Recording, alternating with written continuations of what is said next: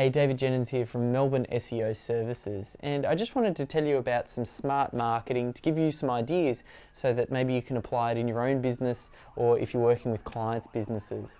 So just recently we did a little video promotion for one of our clients, the dentists. We shot a short video upstairs in their practice, and then we created a QR code. For those of you who aren't familiar with the QR code, that's a QR code right there. You can scan it on a phone and it will redirect through to a particular web page. So we created this short video and a QR code that we posted out the front of their store, so that way people could scan it and then get a walkthrough of the practice.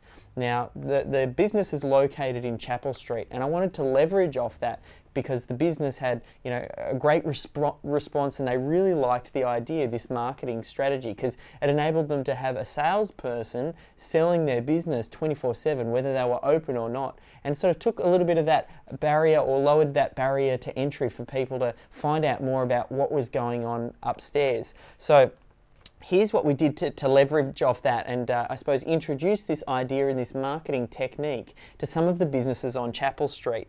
So we went ahead and created a little flyer here.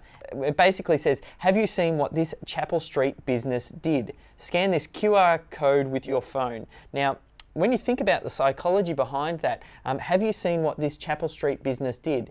Now, we're only going to be marketing this particular advertising campaign to businesses in the immediate area. So they're already familiar with what Chapel Street is. We're meeting the conversation that's going on in their mind. They're already pre-wired and predisposed to find this sort of thing interesting because it's to do with their immediate area. Then we create a little bit of an intrigue because everybody's a little bit, sticky beaky. They want to know what's going on, what are their neighbours doing, what's the competition up to, that type of thing. So it definitely created a little bit of intrigue. And then right down the bottom we put find out more chapelstreetstory.com. And we deliberately did the chapelstreetstory.com website as opposed to our own site because we wanted to make sure that when someone looked at it, it didn't feel like advertising straight away. That was key. I wanted to make sure that if you're familiar with the I Love Marketing concept of this idea of cheese and whiskers, we didn't want this marketing piece to have whiskers and have it feel like a marketing piece.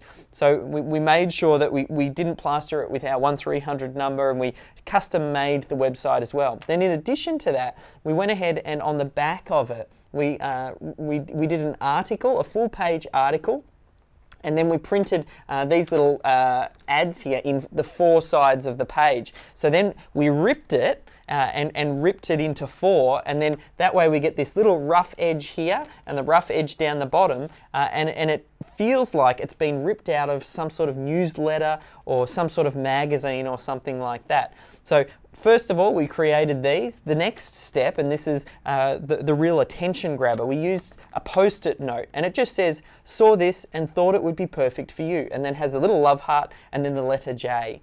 Now, we put that together and we created a good few hundred of these and then slid them under the doors of all of the businesses on Chapel Street to get their interest, to want to find out more about this style of marketing. Now obviously that's going to really capture someone's attention because it almost feels like it's been personally done for them. It doesn't feel like marketing, it feels like a friend or someone that knows them has come across this, ripped it out of a magazine, stuck a little post-it note and then slid it under the door for them. Now, shortly after us actually running this little campaign, I think we had I think it was 15% of the people who got delivered this. We only did a very small sample size, but 15% of those actually went ahead and scanned the QR code. Now, if you compare that to normal mailings where you're just blindly putting flyers out and not targeting to anyone, I mean, they deal with like 0.0000000% response rate, whereas this got much higher response rate because of the way that we targeted it.